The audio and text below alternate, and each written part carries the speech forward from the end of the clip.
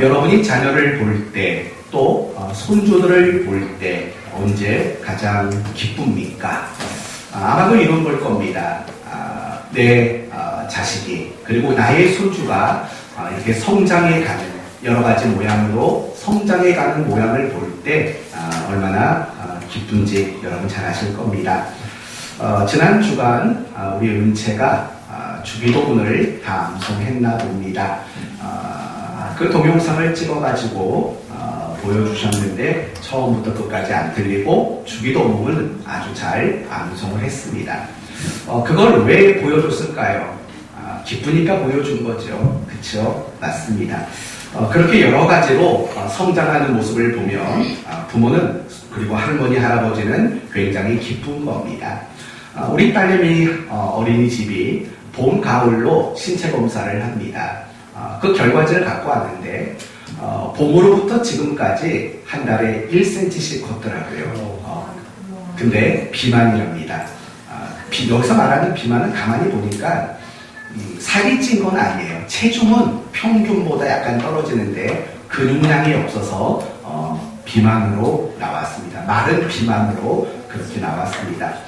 그래도 비만이라는 얘기 듣는데도 그렇게 나쁘지는 않았습니다. 잘 먹였나 보다라는 생각이 드니까 그렇습니다. 결국 그런 거예요.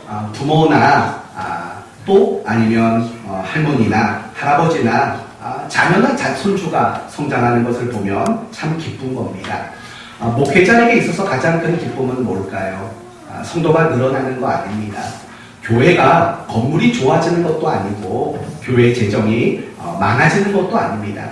사실은 그런 건 별로 그렇게 크게 기쁜 일은 아닙니다. 정말 기쁜 일은 뭐냐면 성도들 한 분 한 분들이 정말 신앙이 성장해 가는 거, 그런 걸 볼 때 목회자는 가장 큰 기쁨인 겁니다. 그러나 그것을 역으로 말한다면 목회자가 가장 크게 괴로워하고 고민하는 순간은 성도들이 성장하는 모습을 보이지 않을 때, 그걸 보지 못할 때 목회자는 가장 힘겨운 시간들을 보낼 수밖에 없는 겁니다. 하나님도 마찬가지입니다. 하나님께서 우리를 보시며 가장 기뻐할 때는 언제일까요? 당연히 우리의 신앙이 성장하는 그런 모습을 볼 때 하나님은 가장 크게 기뻐하십니다. 이처럼 성장이라는 것은 우리 모두를 정말 기쁘게 만드는 중요한 주제라는 거지요. 오늘 함께 살펴볼 본문의 내용을 보시면 신앙이 성장한 사람들에 대한 이야기를 우리에게 소개하고 있습니다. 그러므로 오늘 말씀을 통해서 왜 우리는 신앙이 성장해야 하는가, 그리고 더 나아가서 어떻게 하면 우리의 신앙이 성장할 수 있는가라는 이런 부분에 대해서 함께 살펴보려고 합니다. 우리가 지난 주일에 묵상했던 내용 혹시 기억나십니까? 바로 신앙의 점검에 대해서 지난 주간 살펴봤습니다. 우리가 무엇을 기준으로 우리의 신앙을 점검해야 한다고 했습니까?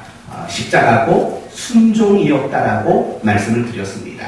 그렇다면 우리가 우리 자신의 신앙을 정기적으로 점검해야 되는 이유가 뭘까요? 신앙 점검의 목적은 뭡니까? 결국은 신앙이 성장하기 위해서 우리는 우리의 신앙을 점검해야 마땅한 것입니다.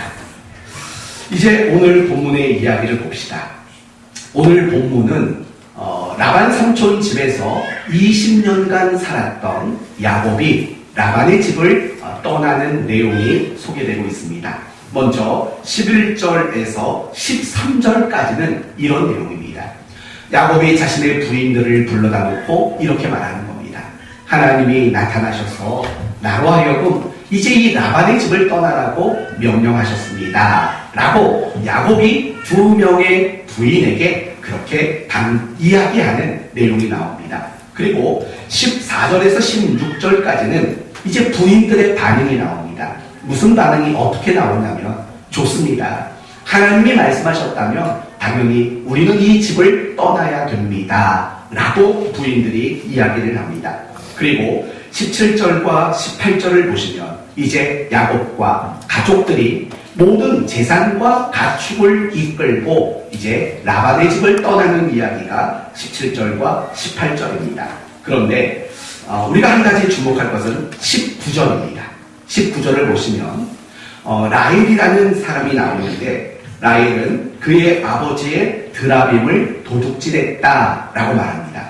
여기서 말하는 드라빔은 가족 수호신입니다. 그 가정을 지키는 수호신을 말하는 겁니다. 그걸 훔쳐갖고 라반의 집을 떠났다라는 겁니다. 이것이 오늘 우리가 살펴봐야 할 본문의 내용입니다. 이 본문의 내용을 가지고 첫 번째로 야곱, 레아, 라헬 이 세 사람의 신앙이 성장했다라는 점을 우리가 먼저 확인해 봐야 합니다. 여러분, 야곱과 레아와 라헬 과연 이들은 이전에 어떤 신앙을 가지고 있었던 사람일까를 먼저 생각해 봅시다. 먼저 야곱을 생각해 봅시다. 야곱의 아버지는 누굽니까? 이삭. 그럼 야곱의 할아버지는 누굽니까? 아브라함. 그렇죠? 이게 중요한 겁니다. 야곱은요, 믿음의 가정에서 태어났어요. 그의 아버지는 그 언약의 씨로 태어난 사람이고, 그의 할아버지는 믿음의 조상으로 불려지는 그런 집안에서 야곱이 태어났다라는 겁니다. 그러니까 야곱은 그 신앙이라는 환경 속에서 태어나고 자랐던 사람이 바로 야곱이라는 사람입니다. 다시 말하면 야곱은 신앙이 있었습니다. 그러나 야곱의 신앙은 그렇게 좋지 않았습니다. 가장 대표적인 경우는 이런 경우지요. 장자권. 야곱은 형이 받아야 할 장자권에 대한 욕심을 가지고 있었습니다. 그래서 어떻게 했습니까? 배고픈 형의 그 배고픔을 이용합니다. 밥 줄 테니까 그거 주시오 합니다. 그리고 눈이 어두워 보지 못하는 아버지에게 어떻게 합니까? 거짓말을 합니다. 자기가 마치 애서인 양 아버지를 속이는 방법으로 장자권을 획득하게 됩니다. 그러니까 야곱은 어떤 사람이냐면 자신이 갖고자 하는 것, 자신이 얻고자 하는 일에는 수단과 방법을 가리지 않습니다. 자기가 아버지를 속일 때에는 이렇게까지 말합니다. 하나님이 짐승을 쉽게 잡도록 해주셨습니다. 라고 하나님의 이름까지 들먹였던 인물이 바로 야곱이라는 사람이었던 겁니다. 그리고 그런 그가 아버지의 집을 떠나 베델에 있을 때 하나님께 이렇게 말합니다. 하나님이 복을 주시면 하나님을 잘 섬기겠습니다. 무슨 말인지 아십니까? 늘 신앙이 조건부적 신앙이었다라는 겁니다. 뭐뭐뭐를 해주면 나는 이렇게 하겠습니다. 안 해주면 안 할 겁니다. 라는 식으로 늘 조건적인 신앙을 야곱은 가지고 있었습니다. 라반 삼촌 집에 도착했을 때도 마찬가지입니다. 어느 날 라반이 이야기를 합니다. 가축 중에서 얼룩진 가축이 나오면 이제부터는 다 너에게 주마 라고 라반이 이야기를 합니다. 그러자 야곱이 한 일이 뭔지 아십니까? 30장 37절을 보시면 야곱이 버드나무와 살구나무와 신풍나무의 푸른 가지를 가져다가 그것들의 껍질을 벗겨 흰 무늬를 내고 그 껍질 벗긴 가지를 양떼가 와서 먹는 개천의 물 부유에 세워 양떼를 향하게 하매 그 떼가 물을 먹으러 올 때에 새끼를 베니 가지 앞에서 새끼를 뱀으로 얼룩얼룩한 것과 점이 있고 아롱진 것을 낳으니라. 무슨 말인지 아십니까?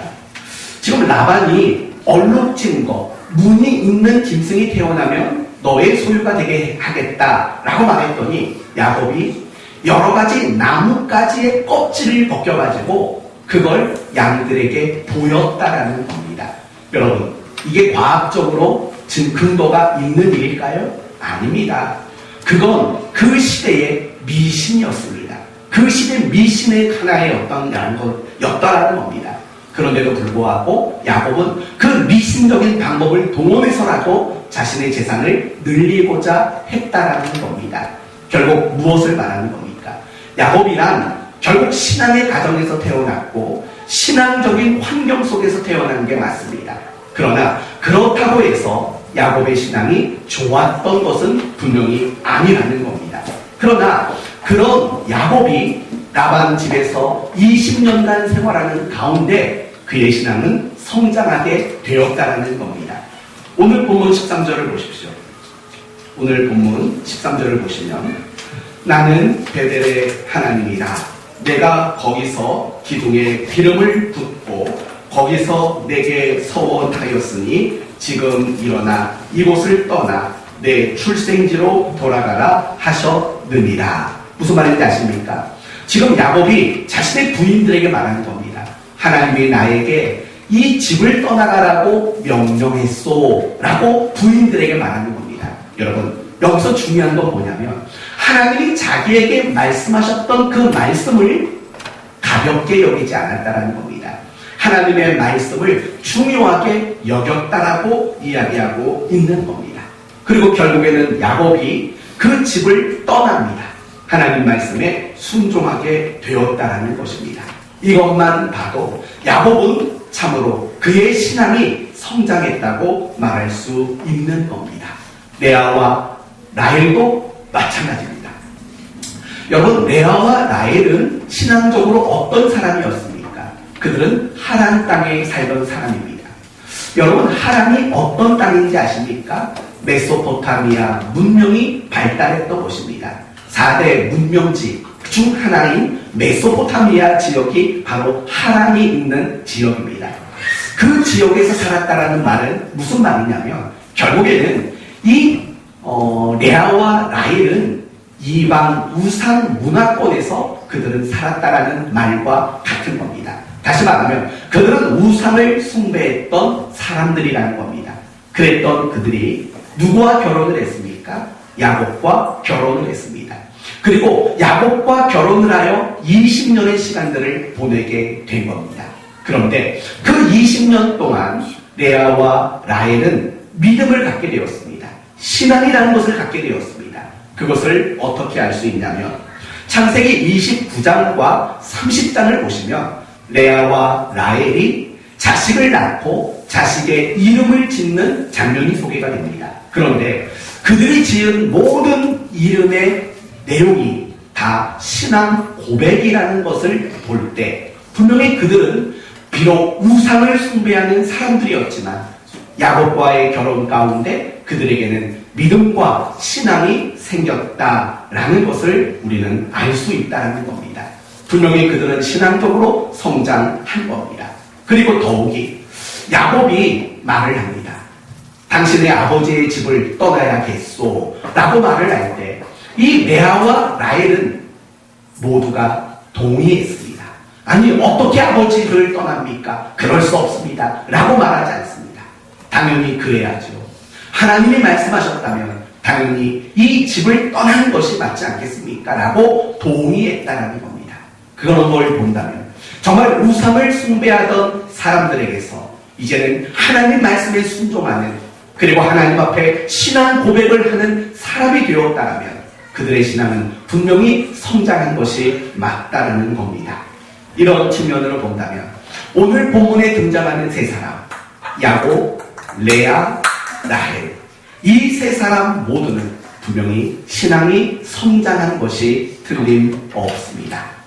성경을 보면 이와 같이 신앙이 성장한 사람들에 대한 이야기가 굉장히 많습니다.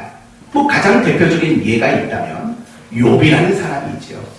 욥을 보면 처음부터 믿음이 좋았던 사람으로 소개가 됩니다. 신앙이 좋은 사람으로 소개가 된 겁니다. 그런데 욥기서 마지막에 가면 그의 신앙이 한층 더 성장했다는 것을 보게 됩니다. 내가 전에는 귀로만 주를 들었지만 이제는 눈으로 하나님을 봅니다 라고 고백하는 것을 보면 그의 신앙이 얼마나 많이 성장했는가를 단적으로 보여주는 좋은 예입니다. 아브라함도 마찬가지입니다. 아브라함이 하나님을 만나기 이전에는 우상 숭배하던 사람이었습니다. 그런 사람이 하나님께서 백세에 주신 아들 이삭을 번제로 바치라고 말씀하실 때 기꺼이 망설이지 않고 순종하는 이런 모습을 본다면 아브라함 역시 그의 신앙이 얼마나 많이 성장했는지 알 수 있을 겁니다. 어디 그뿐입니까? 성경에 나오는 많은 사람들 모두가 다 다 신앙이 성장하는 이야기들이 대단히 많이 기록되고 있습니다. 이제 여러분 차례입니다. 여러분은 어떻습니까? 여러분은 신앙을 갖게 된 이유로 지금까지 신앙이 성장했습니까? 당연하다고 생각을 합니다. 저는 이 자리에 있는 여러분 모두가 신앙이 성장했다고 분명히 확신합니다. 예를 들면 이런 거죠. 처음에는 주일날 예배 드리는 것도 그냥 마지못해 예배를 드리던 사람들이 이제는 주일날 예배 드리는 것이 정말 하나님 앞에 마땅한 일이고 내게 기쁨으로써 드려지는 그런 예배로 성장했지 않습니까? 분명히 여러분의 신앙은 성장한 게 맞습니다. 찬송을 부를 때도 마찬가지 아닙니까? 처음에는 찬송을 불러도 도대체 이걸 왜 부르나 라는 마음이 들었지만 이젠 찬송을 부르다 보면 마음의 위로도 임하고 마음의 평안도 임하고 그런 은혜들을 여러분 경험하지 않습니까? 신앙이 성장했기 때문입니다. 옛날에는 술을 마시면 아무렇지 않았습니다. 그런데 근래에 들어서는 술을 마시면 내가 이걸 마셔도 되나 카풀인가요? 아무튼 내가 이걸 마셔도 되나 라는 찜찜한 마음이 들지 않습니까? 신앙이 성장했기 때문입니다. 옛날에는 성경도 안 읽었습니다. 교회는 다녔지만 성경도 안 읽고 기도도 안 했습니다. 그런데 어느 순간 성경을 펼쳐서 읽게 되고 어렵고 속상한 일이 생기면 기도하게 되는 일들이 생겨나지 않았습니까? 그게 바로 신앙이 성장했다는 말 아닙니까? 섬기는 것에 대한 관심도 생기고 더 나아가서 신자는 어떻게 살아가야 되는가를 고민도 하게 되고 반성도 하게 되고 이런 식의 여러분의 모습을 본다면 분명히 여러분은 신앙이 성장한 것이 분명하다라는 것입니다. 그러나 여기서 끝나면 안 됩니다. 오늘 본문이 우리에게 강조하는 것은 야곱과 레아와 라헬 그들의 신앙이 성장했다. 여기서 끝나고 있지 않기 때문입니다. 오늘 본문은 어디까지 이야기를 안 하면 그러나 계속 성장해야 한다까지 오늘 본문은 우리에게 이야기하고 있다는 겁니다. 우리 모두는 분명히 신앙이 성장했습니다. 분명히 하나님은 기쁘셨을 겁니다. 그러나 하나님은 우리 모두가 더 성장하기를 원하고 끊임없이 성장하기를 원하고 계속 성장하기를 하나님은 원하고 있습니다. 이유는 간단합니다. 그 누구도 완전한 신앙을 가지고 있는 성도가 없기 때문입니다. 이 자리에 있는 우리 모두는 성장이 필요한 사람으로 이 자리에 나와 있기 때문입니다. 오늘 본문에 소개되는 야곱과 레아와 라헬 분명히 그들의 신앙이 성장하는 건 맞습니다. 그러나 오늘 본문을 조금만 더 자세히 보게 되면 그들은 더 성장이 필요한 사람이다 라는 것을 발견하게 됩니다. 먼저 야곱을 보도록 합시다. 20절 야곱은 그 거취를 아람 사람 라반에게 말하지 아니하고 가만히 떠났더라 라고 말합니다. 야곱은 하나님 말씀에 순종한 겁니다. 그렇게 쉬운 순종은 아니었을 겁니다. 그러나 야곱은 아주 큰 잘못 하나를 합니다. 무슨 잘못을 말하냐면 자기가 라반의 집을 떠날 때 자신의 삼촌 라반에게는 말하지 않았다는 겁니다. 우리가 떠나겠습니다 라고 말하지 않고 그저 조용히 떠났다는 겁니다. 야반도주라고 그러나요? 야반도주를 한 겁니다. 라반 삼촌에게 자신에게는 장인 아닙니까? 장인에게도 말 한마디 하지 않고 또 자기 부인들이 아버지와 인사할 수 있는 시간을 주지도 않고 그저 몰래 떠나버렸다는 겁니다. 성도 여러분, 신자는 시작하는 것도 중요하고 그 과정도 중요합니다. 그러나 신자는 마무리도 중요하다는 사실을 잊지 말아야 합니다. 그렇다면 야곱은 왜 라반 삼촌에게 말하지 않았을까요? 자기가 떠난다고, 자기가 이제 고향으로 돌아가겠다고 왜 라반에게 말하지 않았을까요? 아마도 이런 것 때문일 겁니다. 라반이 못 가도록 막을 것을 염려했기 때문일 겁니다. 라반의 성격이 그랬지 않습니까? 끊임없이 야곱을 속였고 끊임없이 야곱을 이용해 먹었던 거 아닙니까?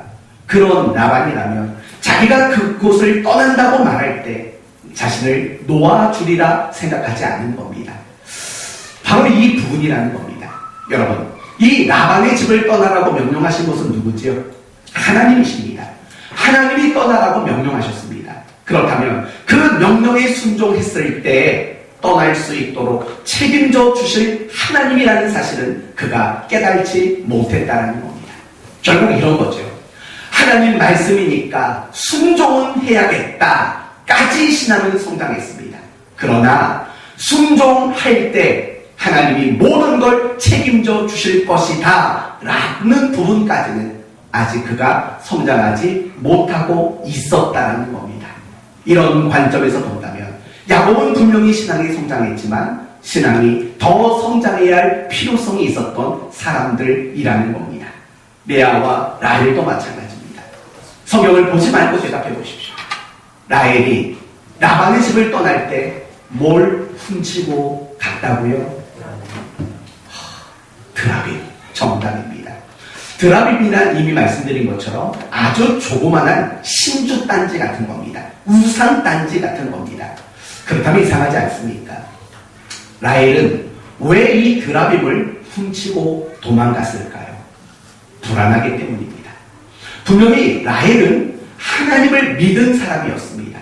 그리고 하나님 말씀에 순종할 것을 동의한 사람입니다. 그런데 여전히 불안한 겁니다. 그러니까 하나님 한 분만으로는 불안하니까 자신이 집에서 가지고 있던, 아버지가 가지고 있던 그 드라빔 가족 수호신을 함께 데리고 도망을 간 거죠.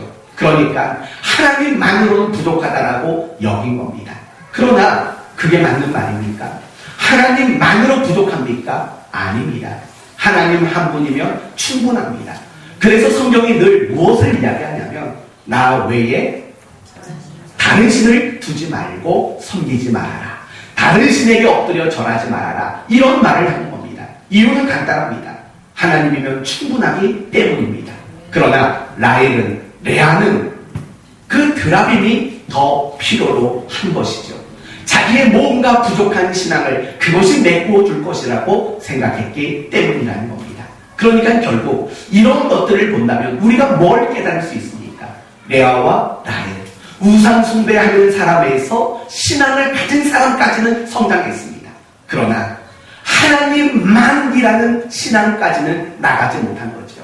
하나님 좋은 신, 그러나 드라빔도 곁들여야만 하는 그 정도의 신앙으로밖에는 성장하지 못했다라는 겁니다. 그러니까 결국 레아와 라헬도 역시 신앙의 성장이 필요했던 사람이라고 말할 수 있는 겁니다. 여러분은 어떻습니까? 분명히 여러분 모두도 신앙이 성장했을 겁니다. 틀림없습니다. 우리 문승국 청년을 가지고 예를 들어봅시다. 이 문승국 청년을 중학교 2학년인가 1학년인가 처음 봤습니다. 제가 전도사 시절에 중등부에 있었던 친구입니다. 그때는 그렇게 신앙생활을 열심히 했는가 싶었는데 얼마 전부터 카톡을 보세요. 성경 말씀이 그냥 있지 않습니까? 금요 예배도 빠짐없이 나오고 어떨 때 심심할 때는 수요일도 나오고 아무튼 나름대로 신앙이 많이 성장했습니다. 그렇다고 해서 우리 문승국 청년이 더 이상 성장할 필요가 없을까요? 아니라는 겁니다. 분명히 이 자리에는 여러분 모두도 나름대로 신앙이 성장하신 분들이 맞습니다. 그러나 야곱처럼, 레아처럼, 라헬처럼 여전히 우리에게는 더 성장해야 할 신앙의 부분들이 분명히 있다는 사실을 우리는 알아야 하지요. 그렇다면 여러분에게 묻습니다. 여러분은 계속 신앙이 성장하고 계십니까? 지난해보다 올해 신앙이 성장했습니까? 지난 달보다 이번 달 신앙이 성장하셨습니까? 지난주보다 이번 주가 더 신앙이 성장하셨습니까?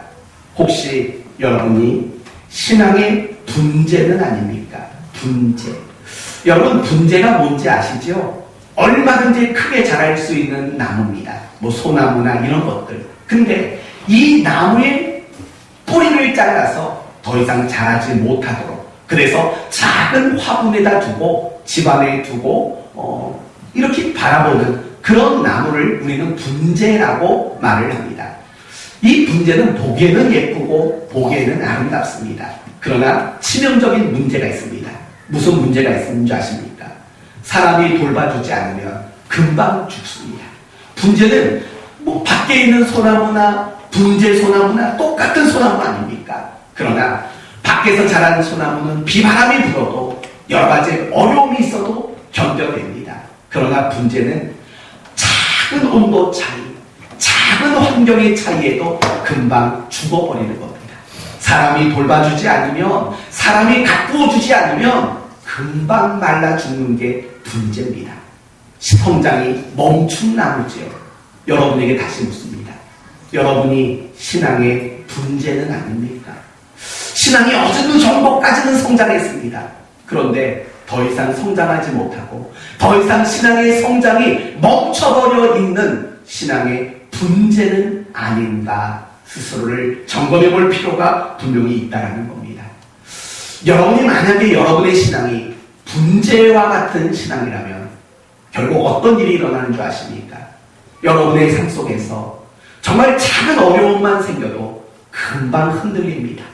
누군가 끊임없이 위로해주고 누군가 끊임없이 붙들어주지 않으면 금방이라도 신앙을 놓쳐버릴 만한 그런 모습을 늘 드러내고 마는 겁니다. 그런 이유는 간단하지요. 신앙의 분재이기 때문에, 신앙의 성장을 멈춰버렸기 때문에 그런 일들이 일어날 수밖에 없는 겁니다. 저는 우리 살아가는 교회 성도들 가운데 단 한 사람도 신앙의 분재가 없기를 원합니다. 다르게 말하면 신앙이 멈춰버리는, 성장이 멈춰버리는 그런 일들이 여러분에게 일어나지 않게 되기를 바랍니다.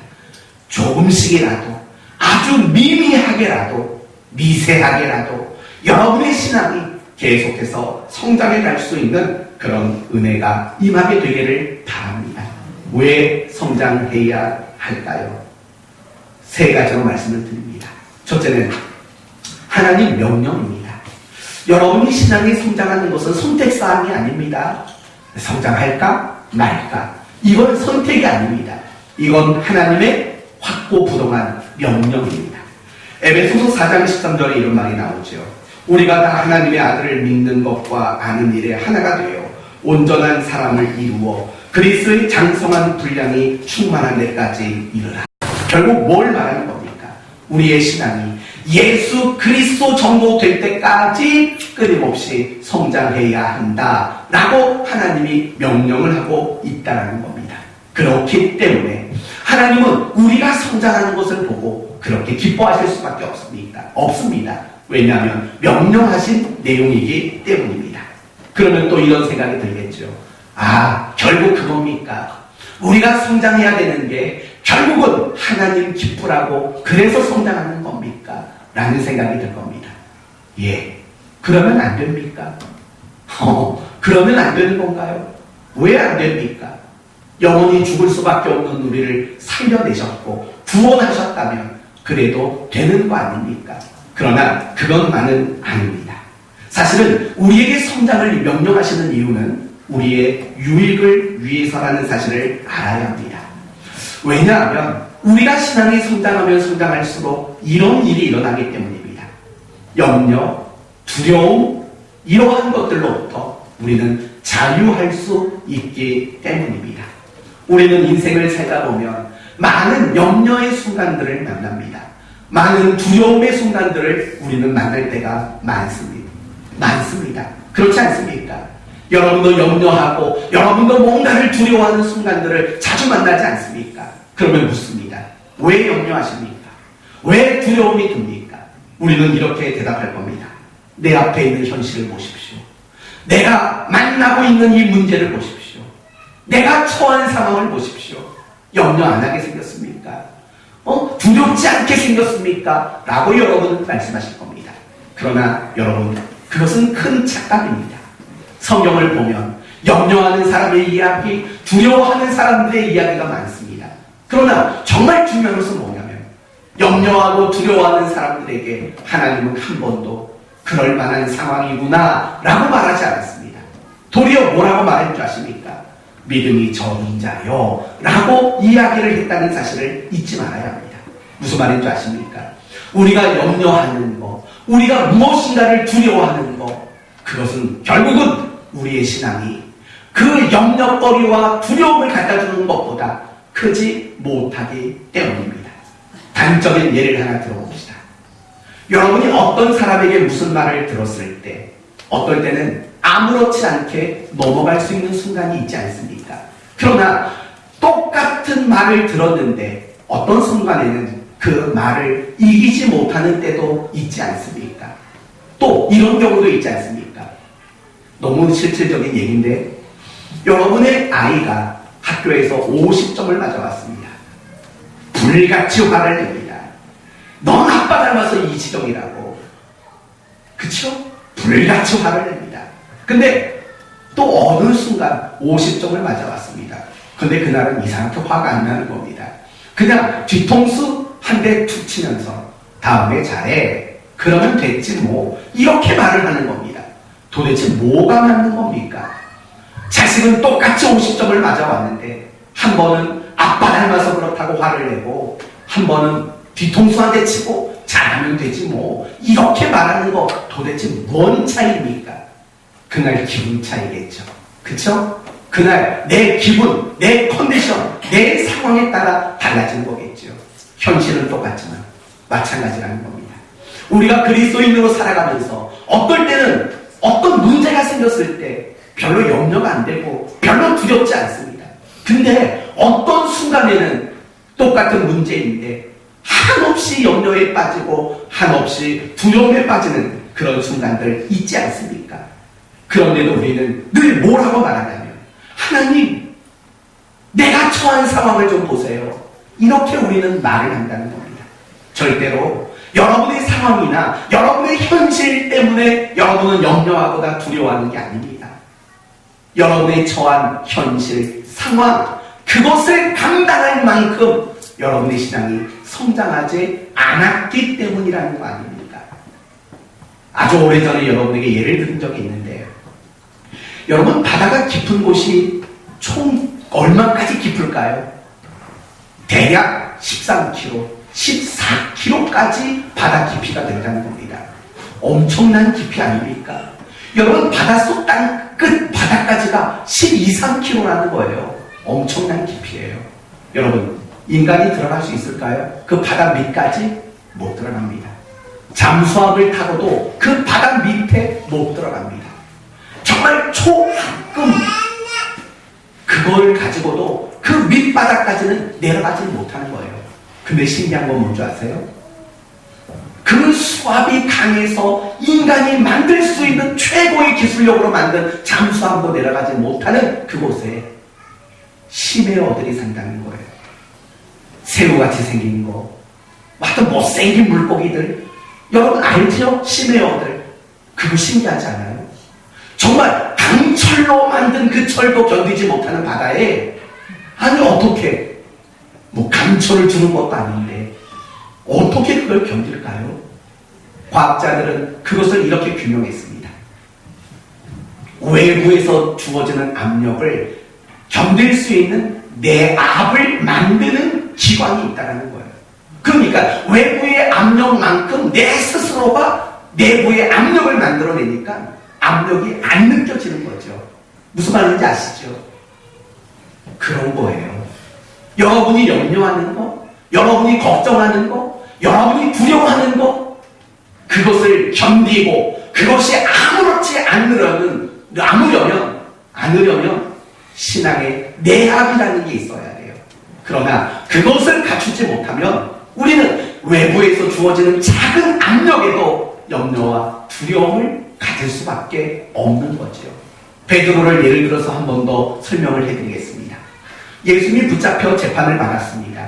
그나마 베드로는 예수님 재판받는 자리까지 쫓아갔습니다. 그때 어떤 한 여자아이가 말합니다. 당신도 예수의 제자 아닙니까? 그러자 베드로는 뭐라고 대답합니까? 아니요. 난 그런 사람 몰라요. 3번이나 부인하고 말았습니다. 재판 자리에서 말입니다. 그런데 사도행전에 넘어가면 이번에는 베드로 자신이 체포를 당해 복음을 전했다라는 이유로 체포를 당해 재판을 받습니다. 어떻게 됐을까요? 똑같이 나 예수님 모르는데요? 이랬을까요? 아닙니다. 그 재판받는 자리에서 자기를 재판하는 사람들, 그 재판을 보러 온 사람들 앞에 예수 그리스도, 너희가 죽인 예수 그리스도가 메시아고 그리스도치다 라고 선포했습니다. 그리고 풀려나면서 어떻게 하는 줄 아십니까? 내가 그리스도 때문에 능욕받는 자가 된 것이 기쁘도다 라고 말을 했다는 겁니다. 똑같은 재판의 자리입니다.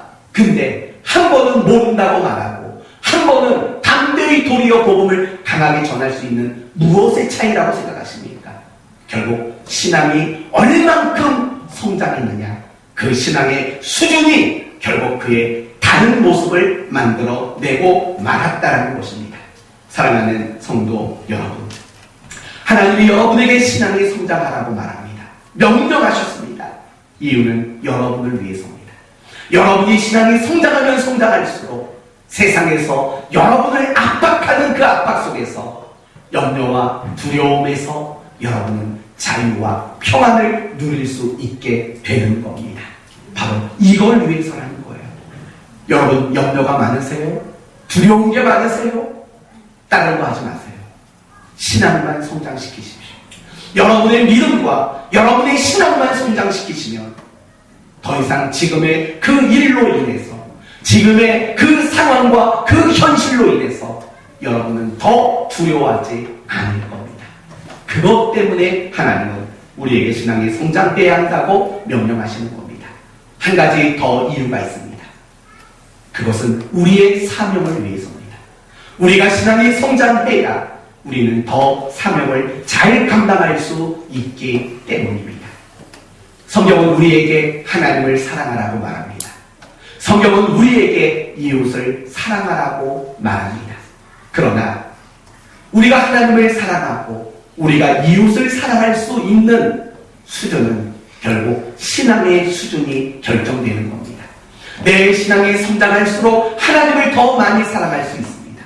내 신앙이 성장할수록 우리의 이웃을 더 잘 섬겨주고 사랑할 수 있는 겁니다.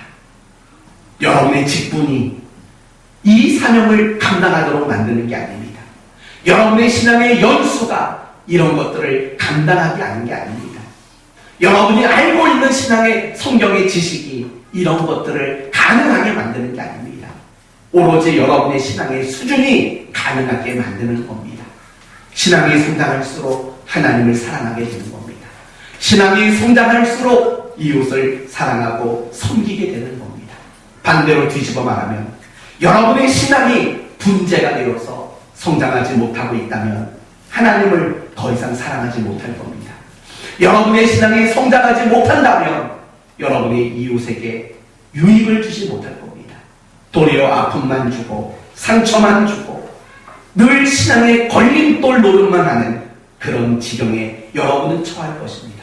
이 모든 원인은 다른 데 있는 게 아닙니다. 신앙이 성장하지 않기 때문에 있는 일들인 겁니다. 그렇기 때문에 하나님은 우리에게 신앙이 성장해야 한다라고 말씀하고 있는 겁니다. 끝으로 어떻게 하면 신앙이 성장할까요? 방법은 뭘까요? 사실은 방법은 다 여러분이 알고 있는 겁니다. 크게 두 가지 방법이 있습니다. 첫 번째는 갈망이지요. 갈망. 여러분이 내가 신앙이 성장하기를 원하는 마음, 그거 품는 일이 제일 중요해요. 이거보다 중요한 건 없어요. 여러분 자신을 점검해 볼래요? 여러분은 신앙이 성장해야겠다라는 그런 생각 자주 하세요? 아니면 어쩌다 한번 하세요? 아니면 이런 설교를 듣기까지는 그런 생각해 본 적 없으세요? 잘 생각해 보세요. 정말 여러분의 신앙이 성장하지 않는 가장 기초적인 이유는 바로 그거예요. 내가 신앙이 성장해야겠다라는 원하는 마음을 품지 않기 때문이라는 겁니다. 사랑하는 성도 여러분, 여러분의 삶에 무엇인가가 결정되는 그 원인은 뭔지 아십니까? 결국은 여러분의 마음이 원하는 것만 결정되는 거예요. 여러분 오늘 교회 어떻게 나오게 되셨어요? 마음이 원해서 나오는 거예요. 마음이 원하지 않으면 여러분 오늘 이 자리에 있을 수가 없는 거예요. 여러분의 마음이 원했기 때문에 여러분은 이 자리에 나오게 되는 거예요. 마찬가지예요. 여러분이 하루를 살며 여러분이 무엇인가를 하는 것을 보면 결국 원하기 때문에 그 일을 하게 되는 거예요. 그래서 성경은 뭐라고 말하냐면 너희는 무릇 지킬 만한 것보다 뭘 지키라고요? 너희 마음을 지키라 라고 잠언서 4장은 우리에게 그렇게 요구하고 있는 거예요. 원하는 마음이 있을 때 비로소 신앙은 성장하게 되어 있는 거예요. 그런데 그 마음을 안 먹어요. 신앙이 좀 성장해야겠다라는 이런 마음을 안 먹고 살아가는 신자들이 너무 많다는 거예요. 그래서 신앙이 안 성장하는 거죠. 두 번째, 노력하는 거 말고는 방법이 없습니다. 그래요. 신앙이 성장해야지 마음을 먹는 건 중요해요. 그러나 마음만 먹었다고 자동적으로 신앙이 성장하는 건 아닙니다. 정말 신앙이 성장할 수 있는 노력이 우리에게 뒤따라야 한다는 겁니다. 그런데 우리는 가끔씩 욕심을 가질 때가 있어요. 무슨 욕심이냐면 한 번에 성장했으면 하는 욕심. 우리가 수련회를 갈 때 늘 그런 마음을 먹고 가요. 이번 수련회 내가 2박 3일 갔다 오면 나는 완전히 딴 사람이 될 거야. 이런 식의 마음을 먹고 수련회에 임하는 경우도 많습니다. 그러나 그렇지 않습니다. 단번에 사람이 달라지지 않습니다. 노력한 것만큼 달라지는 겁니다. 그런데도 불구하고 우리는 이 단번에 신앙이 달라지는 것을 사도 바울의 경우로 이야기할 때가 많습니다. 사도행전 9장을 보면 바울이 예수님을 만납니다. 그런데 성도들은 거기에서 바울이 완전히 딴 사람이 됐다라고 생각을 해요. 그렇지 않아요. 바울이 다메섹에서 예수님을 만나고 그가 얼마 후 3년 동안 어디로 갔는지 아십니까? 아라비아 광야로 갔습니다. 거기 가서 뭘 했다라는 말은 말하지 않지만 뻔한 거 아닙니까? 거기에서 다시 한번 신앙을 정립하고 신앙이 성장할 수 있는 과정들을 만들었던 거 당연하지 않겠습니까? 바울에게도 단번은 없었습니다. 그가 3년 동안 집중해서 정말 하나님에 대해서 신앙에 대해서 돌아보고 또 점검하는 그런 시간들이 있었기 때문에 여러분이 아는 바울이 있었던 거죠. 절대로 신앙에 불로소득은 없습니다. 세상은 불로소득이 있을지도 몰라요. 일 별로 안 했는데 엄청 돈 버는 거 세상은 있을 수 있어요. 그러나 신앙 안에는 불로소득이 없습니다. 신앙 안에서는 로또가 없어요. 신앙의 왕도도 없습니다. 신앙은 노력한 것만큼만 잘할 수 밖에 없다는 사실을 우리는 한순간도 잊지 말아야 합니다. 결국 신앙이 성장한다는 것, 그것은 많은 시간이 필요해요. 많은 노력이 필요해요. 그렇다면 정말 마지막으로 뭘 노력해야 될까요? 이런 걸 노력하셔야 됩니다. 여러분이 살면서 겪게 되는 상황, 여러분이 살아가는 그 자리, 여러분이 살아가는 그 모든 시간을 신앙 성장의 기회로 삼아야 한다는 겁니다. 사실은 오늘 제가 설교를 준비하면서 여러분에게 하고 싶었던 가장 중요한 말은 바로 지금부터예요. 앞에 있었던 이야기는 새카맣게 잊어버려도 상관없어요. 하지만 지금부터는 명심하세요. 지금까지 졸았다면 지금부터 정신 차리고 들어보세요. 우리가 신앙이 성장하지 않는 이유가 뭔지 아십니까? 내 삶을 신앙 성장의 기회로 삼지 않기 때문이라는 거예요. 여러분이 살면서 어떤 순간을 만나시나요? 기쁜 순간, 자식이 잘하는 거, 때로는 자식이 못하는 거, 때로는 즐거운 거, 때로는 슬픈 거, 때로는 원하는 대로 되는 거, 때로는 원하는 대로 안 되는 거, 때로는 성공하는 거, 때로는 실패하는 거, 때로는 누군가에게 사랑받는 거, 때로는 누군가에게 미움을 받는 거. 다양한 순간들, 다양한 상황들이 우리의 삶에 있지 않습니까? 그 순간을 신앙 성장의 기회로 삼으라는 겁니다. 우리는 보통 신앙 성장을 위해서 뭘 하는 줄 아십니까? 교회 가는 것, 예배 드리는 것, 성경 읽는 것, 기도하는 것, 이것만을 신앙 성장을 위한 노력이라고 생각합니다. 아닙니다. 물론 당연히 예배 드려야 됩니다. 당연히 성경 봐야 되고 당연히 기도해야 합니다. 그러나 그건 메인이 아닙니다. 정말 여러분이 예배드리고 성경 보고 기도한 그 에너지를 가지고 여러분의 삶의 자리에서 어떤 일을 겪든지 간에 그것을 신앙이라는 관점으로 해석하고 그것을 내 신앙의 성장을 위한 훈련과 기회로 삼아야만 신앙은 성장하는 겁니다. 더 선을 그어서 이야기합시다. 대부분의 성도들은 신앙 성장을 교회 안에서만 국한을 시킨다는 겁니다. 그러니 교회 안에서만 신앙이 성장하는 거 아닙니까? 아니지요. 신앙 성장이란 교회 밖에서 이루어져 가야 하는 겁니다. 아내의 자리에서 신앙 성장을 위해 노력하셔야 되고 남편의 자리에서 신앙 성장을 위해 노력하셔야 되고 부모의 자리에서 신앙 성장을 위해 노력하셔야 하고 직장인의 자리에서 사업하는 사람으로서의 자리에서 여러분은 신앙 성장을 위해 노력하셔야 됩니다.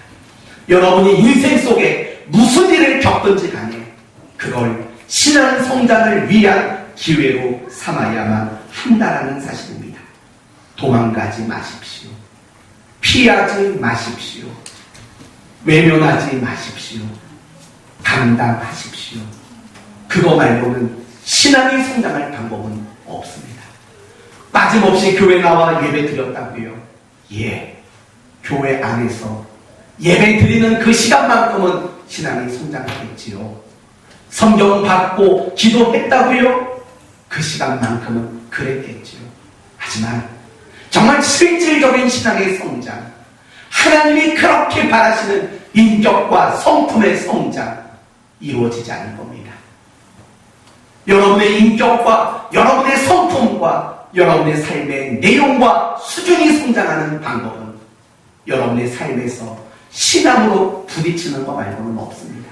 신앙으로 감당하는 것 말고는 없고 신앙으로 견디는 것 말고는 신앙이 성장할 방법이 없다는 겁니다.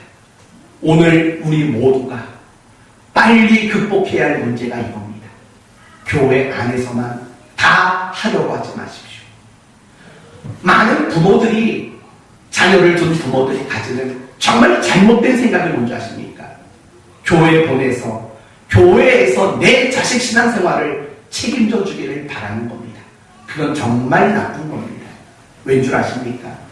여러분의 자녀가 교회에서 신앙을 배우는 시간이 일주일에 얼마나 되는지 생각해 보세요. 많아야 1시간, 더 많아야 2시간밖에 없습니다. 그런데 교회가 여러분의 자녀의 신앙을 책임져 주기를 바란다고요? 말도 안 되는 거죠. 나머지 그 시간, 40여 시간 넘는 그 시간들, 50시간이 넘는 그 시간들은 누가 책임질 겁니까? 여러분이 책임져야죠. 여러분이 집에서 자녀들을 말씀으로 키우고 여러분이 자녀들을 위해서 함께 기도해야 되죠. 부모된 여러분이 자녀들 앞에서 본을 보이셔야지요. 그거 없이 목사님이, 전도사님이, 교회 선생님이 여러분의 자녀들의 신앙을 책임져 주기를 정말 바라십니까? 제가 여러분에게 드리는 요지는 똑같은 거예요. 여러분의 신앙이 성장하는 거나 여러분의 자녀의 신앙이 성장하는 거나 결국 여러분의 삶에서 부딪히지 않으면 여러분의 삶에서 견뎌내고 이겨내지 않으면 신앙이란 절대 성장할 수 없다는 거예요. 사랑하는 성도 여러분, 정말 여러분에게 권면을 합니다. 여러분의 삶의 자리에서 신앙이 성장하려고 노력하십시오.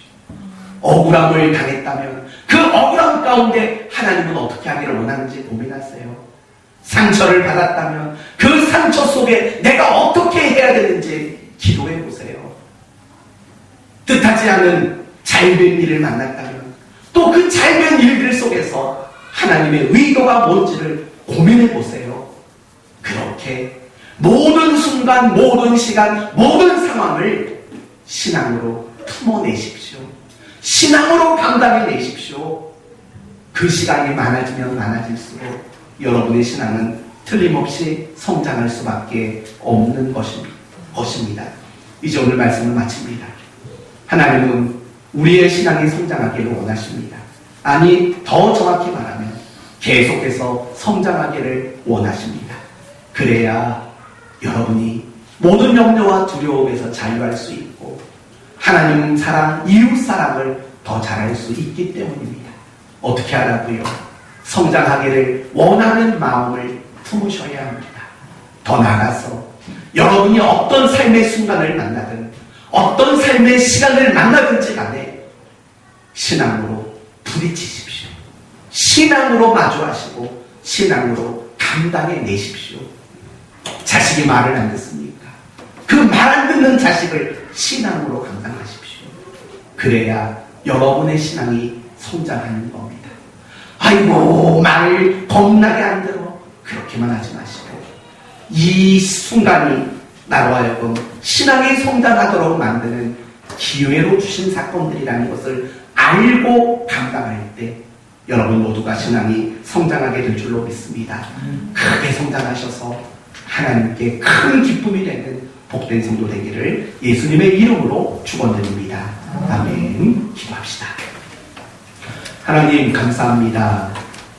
신앙 성장을 하나님이 원하신다고 말씀해 주셨습니다.